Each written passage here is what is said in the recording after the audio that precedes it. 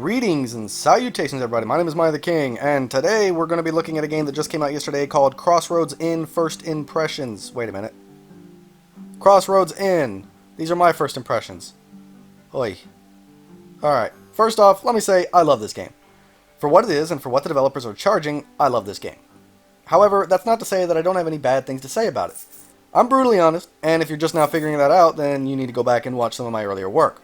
However, before I go any further, do me a quick favor, and can you hit that subscribe button, please? It takes 2 seconds of your time. Doesn't affect you in any way, but it helps me out a lot. I'm not asking you to click the bell, but if you want to know when I put out more stuff like this, then you can hit that bell. Otherwise, seriously, just 2 seconds, hit that subscribe. Thank you so much. Now then, I have many qualms about this game, but before I go into all the bad things I found, I want to go over why I love this game so much. It's a simulator game, which I actually happen to enjoy those types quite a lot. But this game takes it a step further. It's in depth, it's realistic, it's fun and funny, and it's crafted, for the most part, pretty well. It tells you what it is, and it delivers on what they describe. Not only that, I gotta give them props for their price of the game. It's not too expensive and it's not too cheap. It's just about right, and I love the developers who know exactly how much their product is worth, not overcharging or undercharging. I love its art style. It's unique and interesting, and it grabs your eye, which is great. And those dark, bold outlines gives the game's art some punch and definition, and I think that's a really nice touch. The voice acting, oh yes, there's voice acting in this little simulator game, and it's done surprisingly well. You can really hear the effort and passion behind the talent of these people here. My favorite part of this Tavern Keeper Simulator is that it actually does have a story with vivid characters, backstory, plot points, and a whole lot more, I guess, lore in its world than I thought I'd see. The actual management of your tavern is also really well done. It's not too much and not too little. You need to keep track of your employees and their needs. You need to keep track of how much food you got and which type of food you got and booze you got. Yeah. Let's not forget that sweet, sweet, delicious booze. But you also need, like, candles for your lights, water for washing dishes, traps to catch rats, and the list goes on. Managing all this may seem a little bit intimidating, but luckily the game has this particular formula with handling it, and once you figure it out, all this managing becomes pretty simple and natural. The gameplay itself is also pretty in-depth and not too confusing. I just went over it briefly in managing your tavern, but it goes further by giving you dialogue options, like Dragon Age, skills for your tavern keeper that you need to improve, that better your dialogue options, you know, kind of also like Dragon Age. It also gives you relationships with other towns or factions or whatever, and based on your relationship with that town or faction will determine if more of those type of people come to visit your tavern, or if they'll give you discounts, or if they'll even sell supplies to you at all, or if you can sell supplies to them. I mean, it's incredible just how much this game offers you for just being a little tavern keeper simulator. I mean, I was blown away by how much this game was trying to give me. I was blown away by all these positives that I say now. All these things I say now are legitimate. They're good. They were good choices, good design ideas. It's ambitious, and I love that. However, now I need to go further into depth in this game and start pulling out all the little nasty bits that are between those well-defined bold lines. While searching online and looking at reviews, I found that many people have been experiencing crashes and other bugs. That's not good. That's not okay. I played the game for 2 hours and was happy enough to keep the product without any bugs. Lucky me. Unlucky them.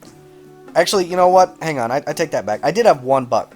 In one quest, I was supposed to talk to my guests during a wedding, but after talking to all the designated guests, the game's story simply didn't progress. No news, no hints, no indicator that it was broken, frozen, or completed. If I hadn't already done this once before in an earlier save file, because later on in the game I failed and had to start all the way over again, and I was here again, if I hadn't done that, I wouldn't have even known that it was broken. I would have had no idea that the game was stuck there. And the game continues playing like normal. So, there was no, like I said, there's no way of knowing. Now that is terrifying. Being stuck in an endless, horrible, horrifying loop where the game doesn't tell you shit and you're just sitting there waiting for something to happen. But one thing you'll notice, and I'm going to show it in a clip coming up here shortly, but the dialogue and subtitles, even during cutscenes, is off. They're not timed together. They're not in sync. They're not moving at the same pace in a very obvious way. And this needs to be fixed, like, as soon as possible, game developers. I mean, the narrator even gets cut off mid-sentence in this cutscene because of this. I mean, what the fuck? Look at this shit. And in his Wait till life the of end. pleasure, he has only one objective: to secure his privileged position by any means necessary. The dangerous Countess, Eliza Devon. As the king's mistress, she had an established position in the royal court, but now will align herself with anyone who will help her retain her status. The army's commander, Judine Montre, is a disciplined leader with unparalleled focus. For years, she would use every occasion to try to rekindle the conflict with Untermarch. And now she's been given the perfect excuse. The cunning Chancellor Muvald Trovin is the master of the royal treasury. He controls the movement of coin throughout the realm, and will use every opportunity to enrich himself, because to him, gold is power. Meanwhile, in a village at the edge of the kingdom, where the trade routes cross, a young man prepares to take on the mantle of a local barkeep. Knowing nothing of his lineage. I mean, what the fuck was that? Another issue I ran into, and I guess this might qualify as a bug, but each time I start up the game, it starts in a very tiny windowed mode on my desktop. I mean, what the fuck? Why? I started the game up 2 more times after the first time because I wanted to see if it was my computer or something. But yeah, each time I open up the game, it starts in this tiny little windowed mode. Like, what the fuck? Not cool. I don't want to change the resolution every single time I open up the game. The game's UI is not very streamlined either. It's frustrating, to say the least. For instance, when you're holding your cursor over an item or an icon in something like Zoo Tycoon or Planet Coaster or whatever, right? If you hold your cursor over one of the icons or one of the items, a little box pops up and it gives you a description of what that thing is. It tells you what it is and what it does. And if it doesn't do anything, then it just tells you a little bit about it, like a sentence or half a sentence of explanation, right? This game only does that for about 50% of the items in the game, right? That's not good. In some instances, it shows you what those things are. In others, it does not. But in a game like this, if you're not going to explain every little detail, then you need to have that little mechanic. This game desperately needs that, and it doesn't. This made me angry, and I was losing patience. I just didn't care. I was starting to not care, and that's not good. The pacing of the game also is a little bit... No, not a little bit. It is. It's too slow. I know it's a simulator, and it's supposed to be like a sit down and play for like 9 hours kind of game and get nowhere. But, I mean, it's... Even considering that, it's still too damn slow. And here's another example. I'm on a second, I don't know, segment or mission, whatever, where you have to borrow money from a bank. And they're like, you have to pay it back in like 22 days. And at first I was like, holy crap, 22 days, that's way too fast. But then I started playing. After 2 hours of playing, well, maybe not 2 hours, more like an hour and a half of playing in this segment, only 5 days had passed. 5 days in an hour and a half? Are you fucking kidding me? That's way too damn slow.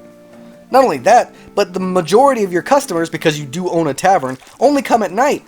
So think about that. If the days are going by that slow, how long is it taking for you to come each night? You see what I'm saying? Too slow. Alright, this next part I'm going to talk about really frustrated me. And it's a really dumb mechanic. I built 3 rooms, right? I built a main room where my patrons drank, okay? A storage room where I held all my shit, alright? And a kitchen where food was made, right? However, shortly after, I realized that I didn't have enough money for supplies, or employees, or whatever. So, I figured, you know what? Screw the kitchen. I'm just going to focus on drinking and drinks and just serve beer to my patrons. Unfortunately, when I sold my kitchen, I didn't get any of my money back for it. It gave me back 0 money for the kitchen. In other words, if you make this same mistake and build a room that you don't need yet, or if you planned poorly or made a mistake somewhere, the game just says fuck you. Huh, you do not want to know how angry I got when I realized I had to start all over for a third fucking time because of this one stupid mistake. Leveling up. Going along with that last topic, the game is very unforgiving. If you do make a mistake in this game, it will destroy you for it, like an angry demon. And since the tutorial isn't all that great and doesn't explain everything about the game, you're going to find yourself making mistake after mistake. You're only going to get good at this game after you've played it and failed it several times, which is the wrong way to make a game, and I don't like it when games do that. And as I was mentioning earlier, this game also does have mission segments, in a way. You know how when you're building in a certain area, and then story happens, and then you lose whatever you built, and you got to start in a new area, and build there, and new story happens. That's what I mean by mission segments. But there's no way of restarting a certain segment. So, if you mess up, in, say, you're in segment 3, you have to load. Now here's the thing, you're not expecting these failures to happen, you're not expecting these mistakes to happen. So you save when important shit happens, unless you're a spastic saver who saves literally every 2-3 minutes on the dime. So, this is what happened to me. I was playing in the second segment, I played for, I don't know, maybe half an hour, and then I failed. I went to go load. Not only did I not have a single autosave for getting to that second segment, or since I had been in that second segment, but the last save I had, manual save, was in the first segment. So I had to go back to the first segment and redo the story so that I could move on to the second segment and start all over again.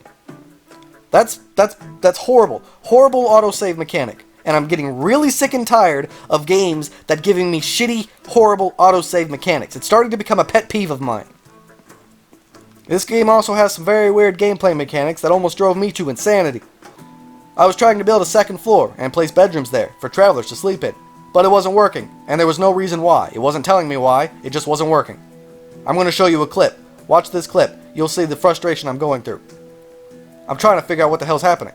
But later on in this clip, you're going to see that it was the freaking torches on the walls on the bottom floor that was stopping the upper floor from being built, which makes no fucking sense. And then, what's even worse is that I do eventually remove the torches and get those buildings put up there, but then the game lets me put the torches right back to... Basically, I had to remove the torches, build the rooms on the second floor, then put the torches back. Make sense? No? That's this game! Alright, my last 2 points, I gotta end this. They're pretty simple, but they are still negative. The actual building mechanic of the gameplay is rough and stiff and clunky and awkward. You know how most games allow you to click and drag a square room and then you get to build it? And you get to adjust it while you're holding the left mouse button? Well, this game doesn't work that way. You have to build it block by block and then hit escape for your room to be confirmed. I mean, but if you take out hitting escape, it's not that bad of a mechanic, but it is, like I said earlier, frustrating, clunky, and it will take you a while to get used to. And the last point I got is the employee hiring system. I found that the refreshing or adding of new employees to hire is either non-existent or really limited. And this is really, really dumb for this type of game. Like, really, really dumb. And I'll give you another example. I hired 4 waitresses in the beginning. Unfortunately, as my costs grew too much in the beginning, and I was having issues dealing with, money problems and buying more supplies and everything else, I had to fire one of them.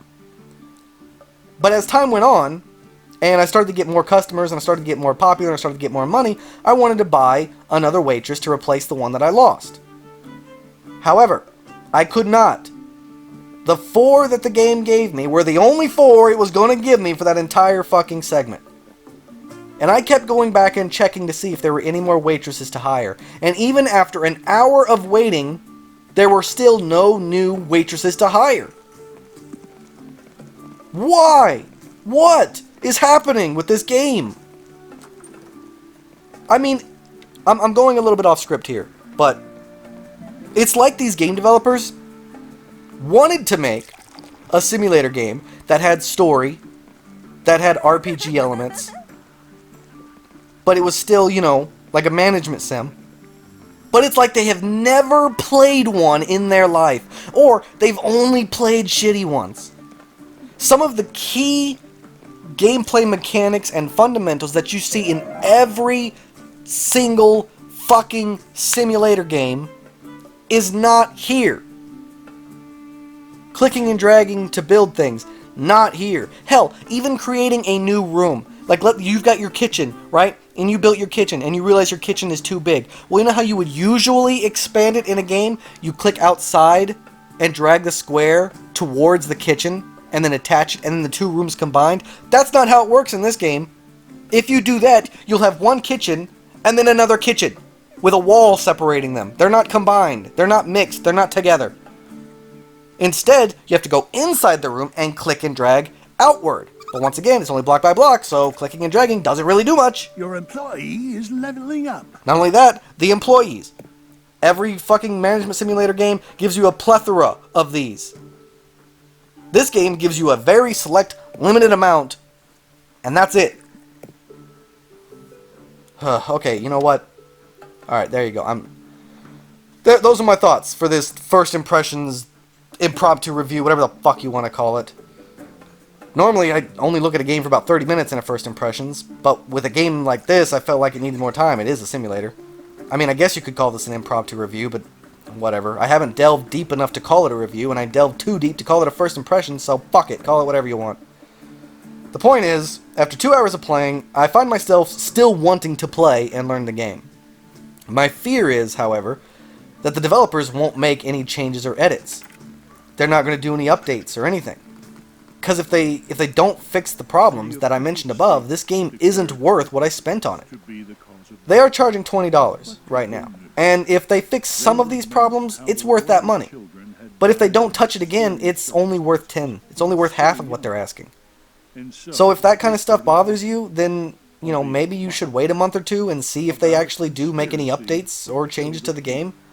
But if you enjoyed what you heard so far about me talking about it, and if you can ignore some of those negatives, then, you know, go ahead and try it out. I mean, hey, at the very least, you can play it for an hour and 45 minutes, and if you don't like it, return it. Thank you, Steam, for your generous refund options, giving power back to the players. I mean, that's all I've got for this one, guys. I love the idea of this game, and to be honest, the gameplay mechanics aren't really that bad, except for some of the things I mentioned before, and some of them definitely need to be fixed. But I was enjoying it. I was enjoying myself. And as I was playing it, it didn't feel like it was a waste of my money. It was only when I got out and started looking at it more critically that I realized that some of these things need to be fixed for it to be worth its asking price. I mean, I'm going to continue to play it. You know, I intend to keep going. And I'm going to see just how far I can delve into this before it either turns into something beautiful or something hideous. I'm hoping something beautiful. Who knows, in a week from now, I could make another video ranting and screaming about how shitty the game is, or I could make a video saying, you know what, they made some fixes, they made some changes, and the game is way better now, go out and support it. I don't know. The only thing we can do now is wait. And you guys have to decide. You have to decide if you think this is worth your time and money. I'm going to keep playing it. I'm going to find out why. Why it exists, why it's here, why it's like this. So thank you guys so much for watching. I hope you guys found my video informative, and I'd love to hear what you think down in the comments below. Don't forget to please hit that subscribe button, and I can't wait to see you on my next adventure. Until then, I bid you farewell.